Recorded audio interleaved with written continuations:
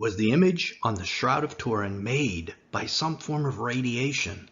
And was the image of the man alive and moving while it was forming? That's what we're talking about today, and we're starting right now. For those of you who don't know, the Shroud of Turin is an ancient relic believed by many to be the burial cloth of Jesus described in the Gospels. And Joseph took the body and wrapped it in a clean linen cloth. And of course, the cloth resurfaces after the resurrection when Peter and John enter the tomb. So Simon Peter also came, following him, and he entered the tomb, and he looked at the linen wrappings lying there, and the face cloth which had been on his head, not lying with the linen wrappings, but folded up in a place by itself. So the other disciple, who had first come to the tomb, also entered then, and he saw and believed. This is a very interesting passage. It refers to two different cloths, a face cloth and the linen wrapping. It was upon seeing these things, the Apostle John believed Jesus was resurrected. There's something about these cloths that helped him believe. And later in this video, we will discuss what it may have been about these cloths that indicated a resurrection had taken place.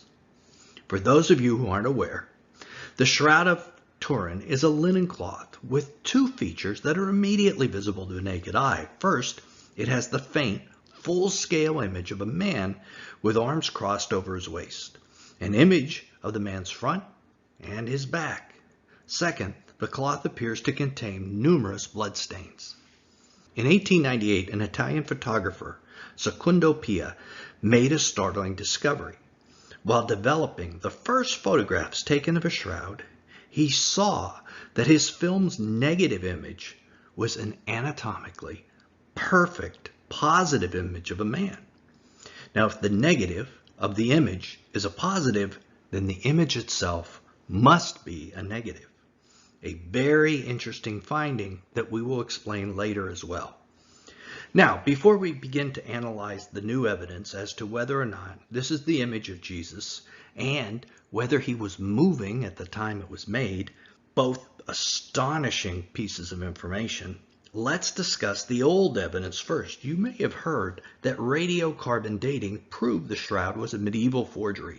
This data came out in 1998, and a major media blitz followed, supposedly debunking the shroud. The major theory at that time was it was a painted forgery by a medieval artist. However, it seems the choice of the samples taken for testing may have come from a medieval repair of the cloth rather than the image-bearing cloth itself. At least 4 scholarly articles have been published on this problem with the previous carbon-14 testing. One of the original experts who tested the shroud became aware of this problem. He retested the shroud and found the original results were in error. The sampled section was the worst possible section to study. Then in 2017, after a Freedom of Information Act request released all the data from the first test, it was discovered that additionally some of the data from the original test was withheld to doctor the results. Because of this, the original test must be discounted entirely. So if the radiocarbon test is invalid, is there any evidence for the age of the shroud? The most extensive battery of experiments was conducted by the Shroud of Turin Research Project. Back in 1978, the group of 24 experts and scientists included Christians, Jews, and atheists. The project issued a final report that was summarized this way, quote, "We can conclude for now that the shroud image is that of a real human form of a scourged, crucified man. It is not the product of an artist. The blood stains are composed of hemoglobin and also give a positive test for serum albumin. The image is an ongoing mystery, and until further chemical studies are made, perhaps by this group of scientists or perhaps by some scientists in the future, the problem remains unsolved." If you notice, their research proved that no pigments of any kind were added to the image area of the cloth. Thus, it was not a painted or drawn forgery. They concluded it was a photographic image of some sort, even though it was on a non-photosensitive medium, linen cloth. but how it formed, they were unsure. Later in this video, we'll discuss this because the ideas that are presented are simply amazing. Other tests were done. Images of flowers are seen on the shroud's image. It appears the body was covered with flowers as a sign of affection prior to burial. Botanist Avinoam Danin of the Hebrew Institute of Jerusalem determined where the shroud originated based on a comprehensive analysis of the pollen taken from the shroud and the plant images associated with it. Much of the pollen is native only to the area around Jerusalem, and some are not still in existence, which dates the cloth to no later than AD 800. This combination of flowers can be found in only one region of the world, Danin stated. The evidence clearly points to a floral grouping from the area surrounding Jerusalem. Analysis of minute particles of limestone, also found adhering to the shroud, have been identified by Dr. Joseph Kolbeck as a rare form of travertine aragonite. This stone is also only found in Jerusalem, and it's the same as samples from ancient Jerusalem tombs taken by archaeologist Eugenia Nitkowski. So this places the shroud in Jerusalem in a tomb. Those who claim this is some kind of medieval forgery cannot explain these connections to Jerusalem. The blood on the shroud is human, and it happens to be blood type AB, which is rare in most places but common in Israel. And this blood is positioned exactly where the wounds of Jesus were, on his wrists, feet, and the side where the spear pierced him, and on his head where the crown of thorns was placed. In fact, the image shows this horrible crown was still in place when he was buried. Based on the image, it is a Sarcopterygium cynosus, which is more commonly called the thorny burnet. Rather than being woven into a wreath like the crown we usually see in paintings, it appears the Romans just took branches of this plant and forced it into a cap shape on his head. This is yet another reason that the shroud can't be a forgery, as medieval artists would have gone with the conventional picture of a wreath-like crown, not this cap of thorns that no one expected to see. There's dirt on the soles of the victim's feet, on his knees, and nose. And the nose of the victim was broken. This seems to indicate the victim may have fallen prior to being crucified and broke and skinned the nose in the process. The victim, carrying a crossbeam, wouldn't have had his hands free to break the fall. So if he fell, his nose would take the brunt. We know that on the way to Calvary, Jesus began carrying his own cross. But sometime later, Simon of Cyrene was conscripted by the Romans to help Jesus carry it. Now, a fall or a collapse that could have broken the nose of the man on the image may have been what caused this man to require help. New carbon dating tests by scientists at the University of Padua in northern Italy used the same fibers from the 1988 test but got different findings. The new examination dates the shroud somewhere between 300 BC to 400 AD, which would put it in the era of Christ. But the greatest evidence that this was the burial cloth of Jesus is the image itself and how it was created. First, the image is superficial. It lies just on the top of the microfibers, something we can't achieve even today with modern science.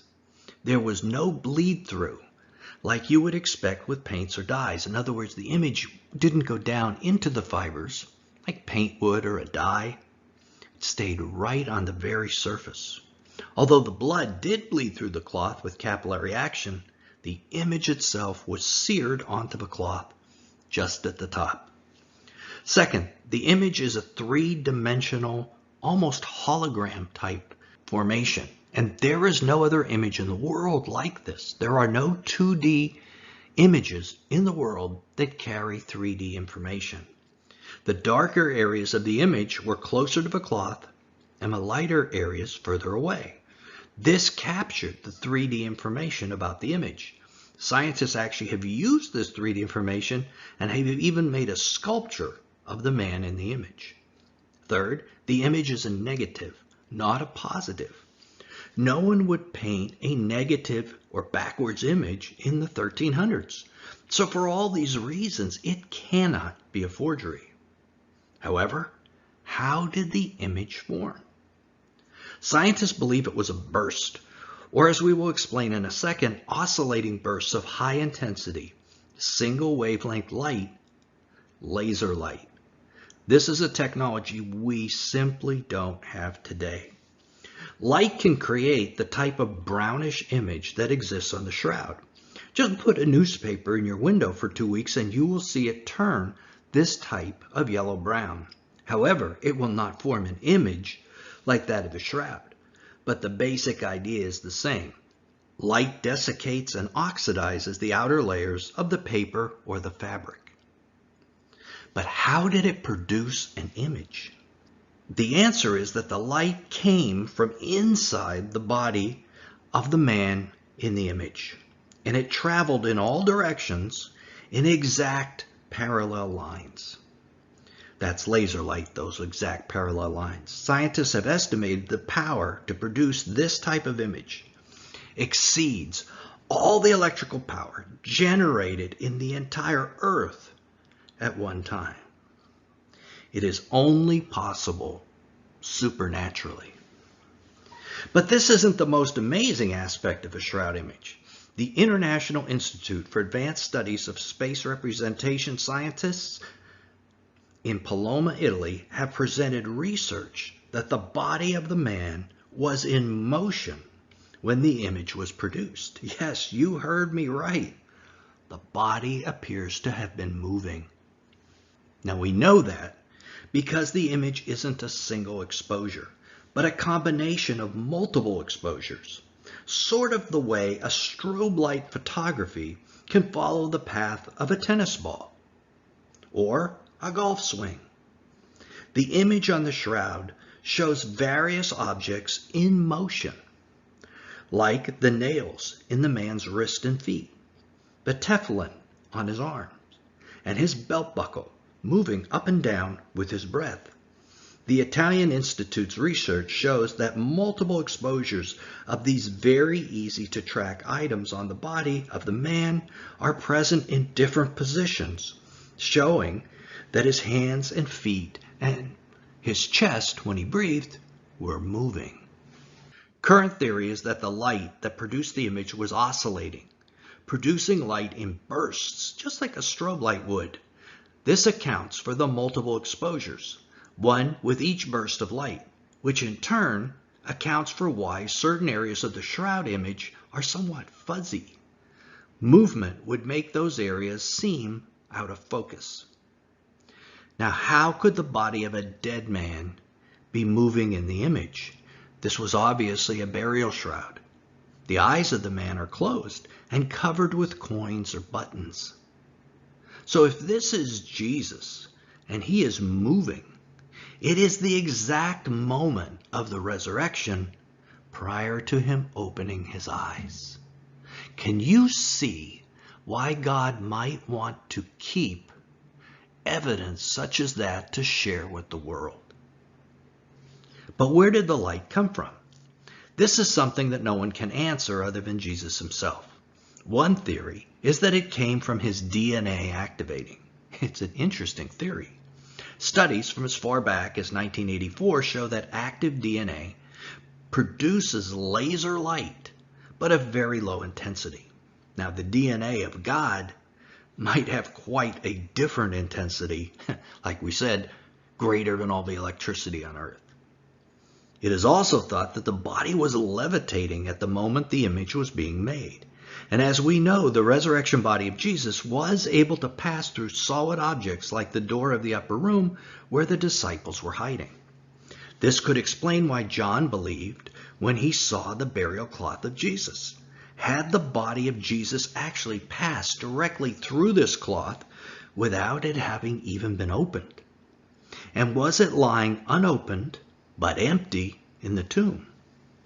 Now, another theory is that John saw the image of his Lord on the cloth, the Shroud of Turin, the same image we're talking about today. Now, either theory could account for John's reaction. But you know what? I bet you're thinking, hey, wait a minute, Nelson. You've been going on and on. But what was that you said about nails, coins, and a belt buckle? And what's a tefillin? Are all these things on the image of the shroud? The answer is yes, they are. And a whole lot more. If this is the body of our Lord, which seems the only possible explanation, these details tell us a great deal about what he suffered, what he wore, etc. Click right here to keep watching to learn about all the items found on the body of the man on the image of the shroud and what they might tell us about Jesus and his life. This is Nelson, and I'll see you there.